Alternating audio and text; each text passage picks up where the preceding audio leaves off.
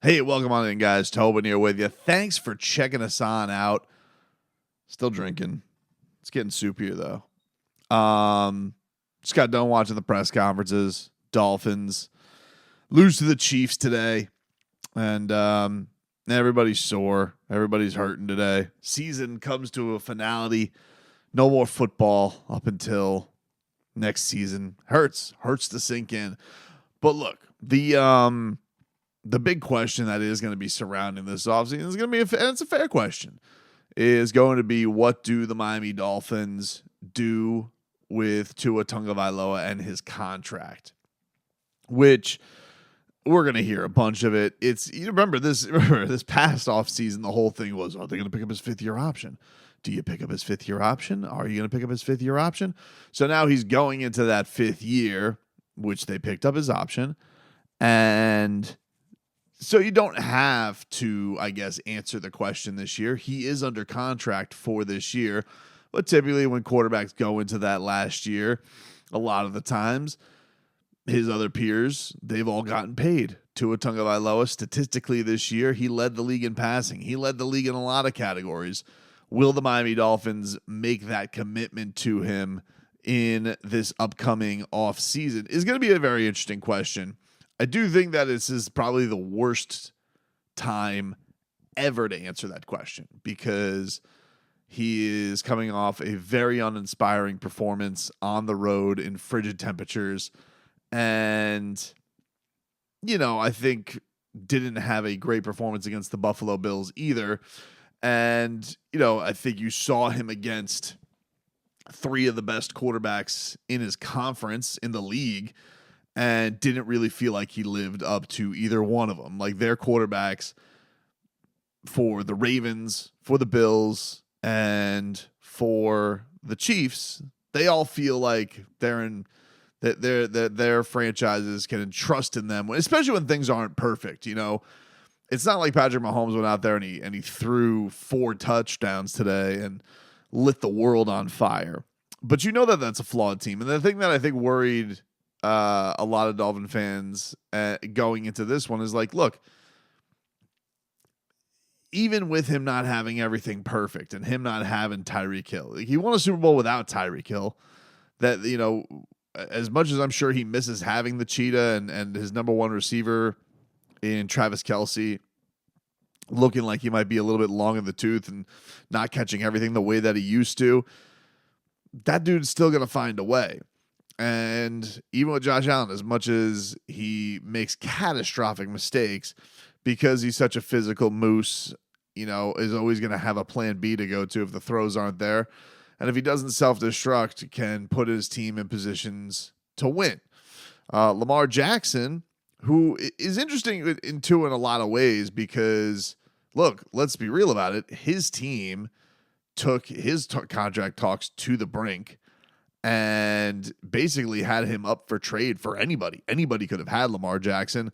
And it basically took till everybody realizing how stupid it is that you're going to let Lamar Jackson walk out the door under these circumstances. But he had plenty of, I guess you would say, had plenty of questions too with durability, playoff success, which is going to be something that's going to be interesting to watch this upcoming postseason with Lamar. And if he does end up in losing his first postseason game, those questions will creep back in there. So I think this is the worst time to answer that question about Tua and giving him a long because my feelings right now are like, I'm like, no, because you're emotional about it. And you're like, not after what I just saw over the last 2 weeks and him not converting a third down when it mattered for 2 games. No, I don't want to go give that guy $1 gazillion. Why would I? Why would I want to feel that way? And I'm saying that as somebody who has genuinely rooted for the guy, likes the guy, thinks he's a good quarterback, but wants to know, all right, is this guy going to be good enough to take him over the top? Like, there's certainly things that are not on Tua that were flaws on this team this year that I think if they tighten up, they could have been a much better team this year and could have fixed some certain things. I'm going to be curious to see what those are. I think that it'll be interesting to see what that development is like with Mike McDaniel. I do think this. Would I hate the idea of this year 3 for Mike and Tua, because I'm almost like throwing the first 2 years of Tua's career out. Some people will go harken back to even the Tennessee game or still talking about the Ryan Fitzpatrick coming in for the Las Vegas game. If you guys want to still go back to those days, that's fine. That's on you. But in reality, Tua's first year to me wasn't healthy. Second year clearly had a rift with his coaching staff that was not conducive to him having a lot of success. And when he's been healthy over the last couple of years, the guy statistically has been one of the best quarterbacks in the league. But I get his flaws. I get that he's Drew Brees-ish, Kirk Cousins-ish in that, like, got to get the ball out quick, got to have your receivers in the right spot, got to have everybody on point, or not catastrophic things can happen because he's not going to necessarily improvise. He's not going to necessarily be able to go off script, and especially if the pressure's there, the heat's there, he's going to probably get swallowed up because he's not very big, and we know that he's not very mobile. So it's all an accuracy and it's a timing game. And then today he's even talking about, after the game, he's talking about communication issues that have been plaguing the team, and that the communication hasn't been up to standard, and that, I don't know, Tyreek Hill this was brought up to him. He goes, well, I don't think he's talking about the receivers. Maybe he's talking about the line. I don't know who he's talking about. Maybe he's talking about just particularly between him and the coaches. But that was an interesting thing to hear from Tua, that over the last couple of games, he hasn't been thrilled with the communication. We know that last interception against the Bills, dudes weren't on the same page. Tyreek did actually acknowledge at one point that he thought the receivers put Tua in some tough spots with not knowing their places. So this is going to be an interesting thing with the Dolphins and how they go into this with McDaniel, because McDaniel does use very long plays and a lot of motions, more motion than anybody in the league. And is there an in-between for the two of them to get to where things can be, I guess, more efficient, I guess is the word. I don't want to say simpler, because I think that there's obviously a great disguise in what they do, and it's fun, and it annoys defensive coaches that they have to. But is there an efficiency improvement the Dolphins can get to offensively with Mike and with Tua? And I think in a lot of ways it's going to be interesting, because Mike McDaniel making the playoffs his first couple of years is usually, that's a feather in the cap. You make playoffs last 2 straight years. Hasn't been done in a long time for the Dolphins. They're putting up numbers that we haven't seen with the Miami Dolphins. That's why I say, like, it sucks that this is the same result, because it's the same result. And anybody who wants to argue against it is going to have the trump card of, well, they still lost in the first round of the playoffs, and you win. Like, you get to win that. But when, you have them, like the Dolphins, Brett Bescheisen from their media relations department tweeted out the Dolphins had 13 50-yard plus plays this year. And no other team had 9. No other team even hit double digits this year. So clearly there are things that really work here, and there are things that they can execute that can make this offense look really explosive and really special and really exciting. But there's also some things that there's also clearly some things that don't travel as well. I do think that for the Dolphins, they need to, there's going to be a point next year where whatever the results are of this year, and whomever the schedule, how it shakes out. I think their opponents will come out. I haven't looked at that. I'll play that's a win, that's a loss when they come to dates. But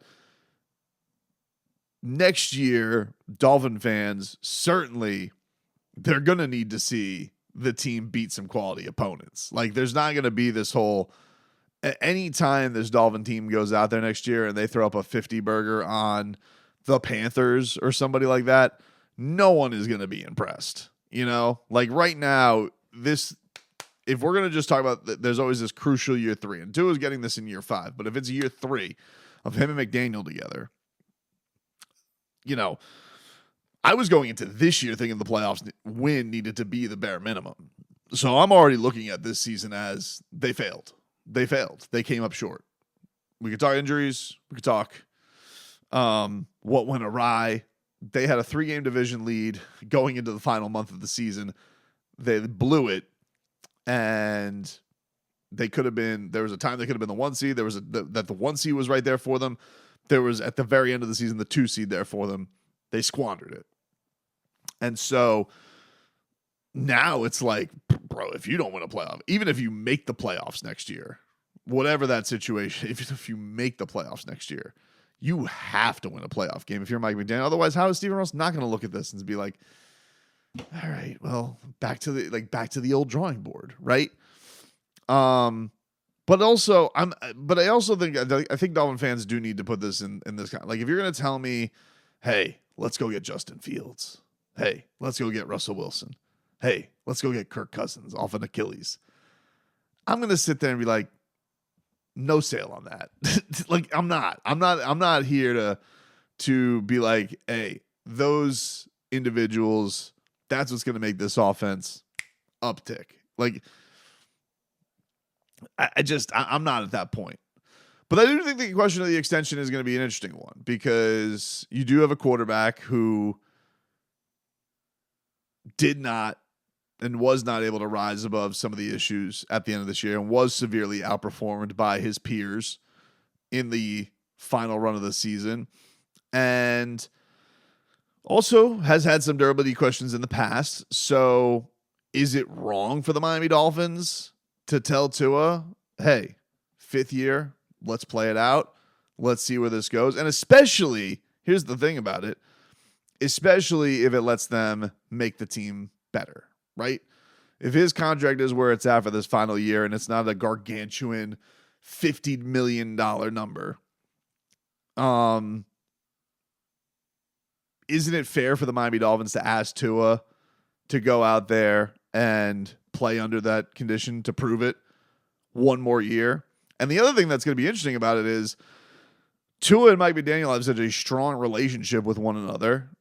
Would he really hold out on Mike McDaniel? Like, would that really happen if he explained that to him? Like, hey, this is what it is. Like, the organization and Stephen Ross are not going to give you the Godfather contract, but other guys have been in this position before. Lamar Jackson was just in this position, and look at him now. So is that a horrible thing for the Dolphins to go out there and ask that Tua go out there and prove himself to be the guy who can be capable to not only take the Dolphins to the playoffs, but to win in the playoffs? I don't think it's an unfair thing. But again, this is probably not the night to do it. This is not the time to go discuss it. But I just think that watching the way everything kind of broke down, that's where my heart's at right now. But it's like it's raw off of this loss. And I think that the dynamic between the coach and the quarterback is interesting, because I think they're going to be paired in this. Because in a lot of ways, I think Mike McDaniel is going to be coaching for his job next year. I do. I think that Mike McDaniel is done a lot of great stuff. And the way that he's been able to rehab Tua, tremendous. But the story of their friendship and the rehab, that chapter has to be closed now. That's over with. That cute story, that awesome story, it's awesome. It's always going to be there when their chapter is written.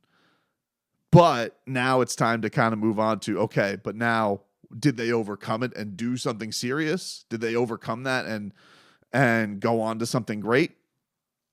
Well, now we have to go find that out.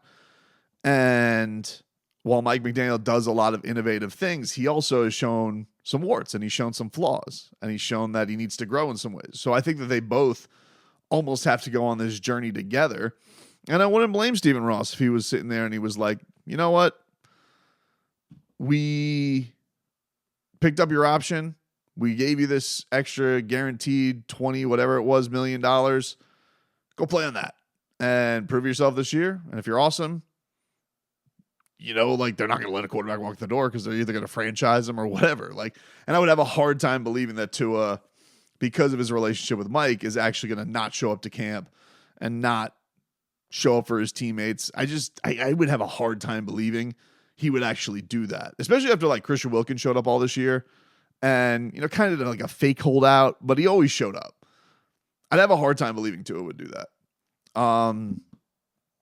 Because I think there are still questions. And I think that's okay because I've liked a lot of the answers. I've liked a lot of what I've seen from Tua. I've liked a lot of the improvement, but also I also feel like I'm willing this at every game. Like, come on, now be the moment where you come through with the big play, and it hasn't been there. Now come through with that moment. That's the moment where you can throw up the double birds at people, and we haven't gotten that yet. So is it going to be unfair for the Dolphins to ask him to prove it one more time? I don't think that's unfair because in a lot of ways, the start of the season, while not his fault, the start to his career rather, while not his fault that they played him when he probably physically wasn't ready, and not his fault that they were looking at that the Flores was looking at Deshaun Watson, and not his fault that the team wanted to go in the direction of Tom Brady, Sean Payton. Okay, well they didn't, and then they did give him this chance, and they did give him this life preserver of a quirky coach, and it's breathed new life into him. You know, like he could have ended up like Zach Wilson, could have ended up like McCorkle, he could have ended up like plenty of busts, and he's not that. Tua's not a bust. He's not a bust. He's going to be in this league a long time. He's going to be making a ton of money. But the question is, do the Dolphins need to invest in that right now? Because also, you think about going into this year with the injury to Bradley Chubb, who makes a ton of money, and other guys who are going to be asking for contracts and all that stuff. Like, there needs to be certain tweaks on this team to get them to real contendership. And, man, having to lock up Tua at a huge number could impede some of that. And he's not Mahomes yet. He's shown, like, you can't take stuff away from me yet to go win.